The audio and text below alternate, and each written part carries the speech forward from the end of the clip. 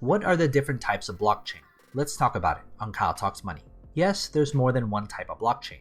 There are multiple ways to classify a blockchain. I'll be analyzing it based on the permission provided to the users and the nodes to access, verify, or update the blockchain. First, there are public blockchains. Bitcoin, Ethereum, etc. are examples of public blockchain. They are decentralized platforms where anyone is allowed to participate without any request for access or fulfillment of criteria.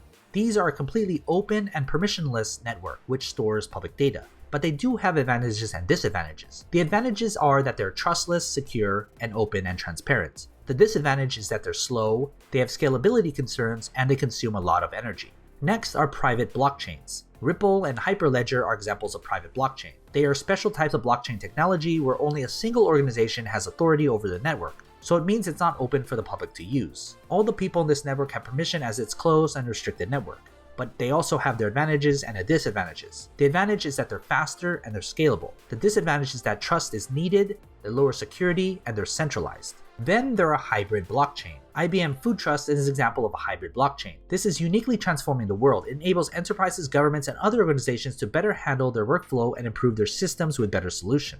They combine the strengths of a centralized and decentralized network. They're secure, they're immutable, and they're transparent. They're also efficient, scalable, and more stable. Now you know, and you'll have a better sense of what type of blockchain your favorite crypto may be using. What are your thoughts? What's your favorite crypto? Remember to like this video and subscribe to my channel. Here's a video you may be interested in. Go ahead and watch it. Learn something new. And as always, take care of your money.